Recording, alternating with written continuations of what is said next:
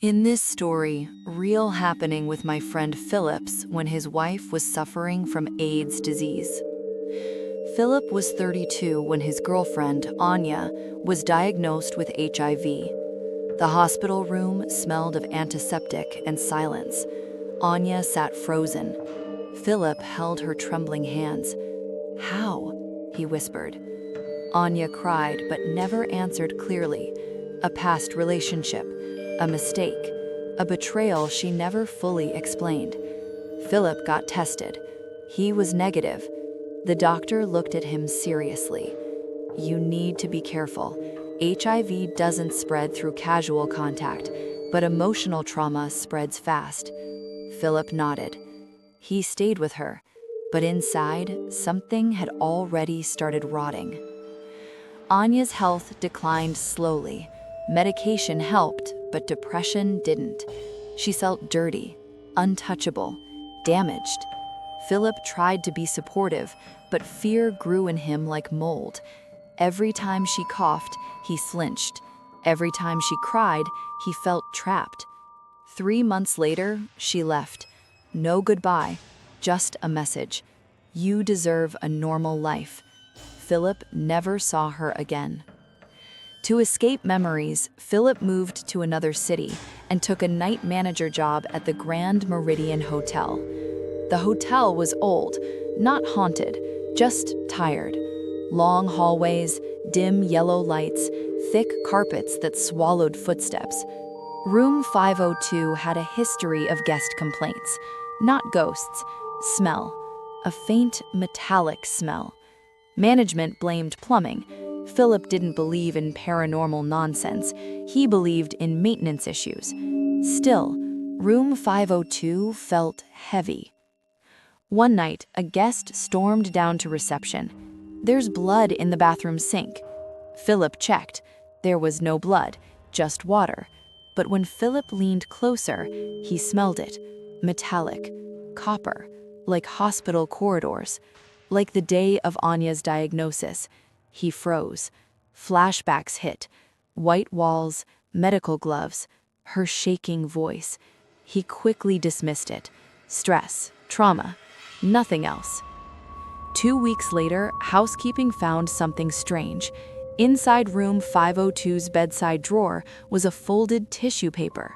On it, written in lipstick, "You can't run from infected memories." Philip's hands shook when he read it. He checked CCTV.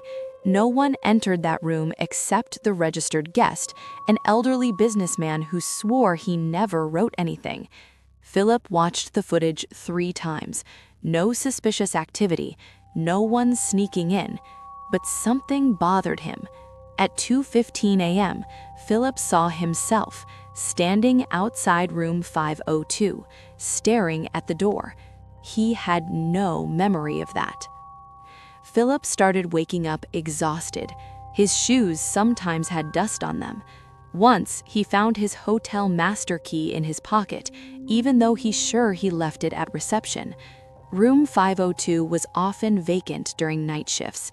One night, unable to resist, he checked entry logs. The master key had accessed room 502 3 times at night. The access code belonged to him. He felt cold. He checked CCTV again at 2:15 a.m. There he was, opening the door, entering, staying inside for 15 minutes, lights off, zero visible activity. When he exited, his face looked blank, almost emotionless. Philip requested to stay overnight in room 502 intentionally. He locked the door from inside, placed his phone recording video, determined to prove it was stress. At 2:20 a.m., he woke up, standing, in the bathroom, holding a razor blade. His own reflection stared back at him. His arm had a shallow cut. Blood dripped into the sink. The metallic smell filled the air. On the mirror, written in red, "What if you were not negative?" Philip screamed, but the door was locked from inside. No one else there, just him. Philip finally did what he had avoided for years. He went for another HIV test. Waiting for the results was worse than death. When the doctor called him in, his face was serious. "You tested negative." Relief flooded Philip, but the doctor added, "You are suffering from severe PTSD and survivor's guilt." Philip broke down. He had never forgiven himself for feeling fear, for secretly being relieved that he was negative, for leaving emotionally before Anya left physically. Room 502 wasn't haunted. Philip was. Philip resigned. Before leaving, he entered room 502 one last time. No smell, no heaviness, just a normal hotel room. He looked in the mirror. No messages, no blood. Only his tired reflection. He whispered, "I'm sorry, Anya." And for the first time in years, the metallic smell was gone. Epilogue. Months later, Philip learned from a mutual friend Anya was alive, healthy with treatment, working at an NGO helping HIV patients. Philip never contacted her, but he started therapy because sometimes the scariest horror isn't ghosts, it's guilt. And sometimes the most haunted place isn't a hotel room, it's your own mind.